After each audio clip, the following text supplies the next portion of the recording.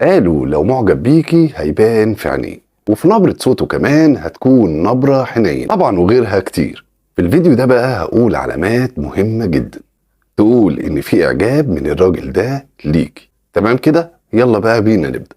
لغة الإشارة في الإعجاب أو الحب بتكون أهم من الكلام، ودي ببساطة لأنها بتبين لنا إن الشخص ده معجب بينا فعلا. وبشكل عام كده في بعض الرجالة لما بيعجبوا أو بيحبوا حد، أو بيكون إعجاب يعني صامت، وبيعبر عن مشاعره بقى بالطريقة دي، وطبعا بتكون بطريقة لا إرادية منه.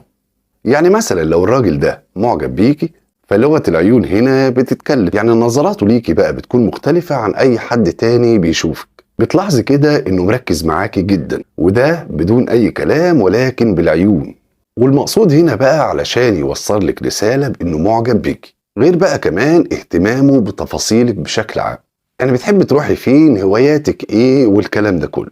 طبعا ما ننكرش انه بيكون حابب انه يفتح كلام معاكي، وده علشان يأكد لك بانه معجب بيكي فعلا، واحاسيسه ومشاعره تجاهك. من اهم العلامات كمان اللي مفترض انت تاخدي بالك منها، وده علشان ببساطة يكون جذاب بالنسبة لك. ده غير كمان الاشارات والتلميحات بالايد، وده وهو بيتكلم معاكي، وبيعمل كده علشان يظهر لك بانه انسان لبق، مش مكسوف او خجول. طبعا مع الابتسامات في الكلام والحاجات دي كلها علشان يلفت انتباهك ليه بشكل كبير جدا. كمان علشان يبين لك الراجل ده بانه معجب بيكي، دايما بيمدح فيكي قدامك ومن وراك، يعني بيقول كلام دايما كويس عنك. وكل اللي بقوله ده بطريقة لا إرادية، ده الإعجاب الحقيقي، إنما مليش علاقة هنا باللي بيمثل إن هو معجب بيكي. ومعظم اللي بقوله ده مفترض إنه يلفت انتباهك. أقدر أقولك إن الحاجات اللي أنا قلتها دي هي كده مؤشرات أولية، وبأكد لك ده علشان ما تندفعيش في مشاعرك،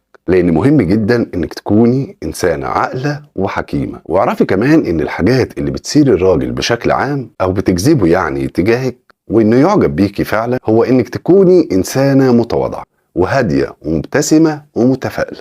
أشوفكم على خير إن شاء الله.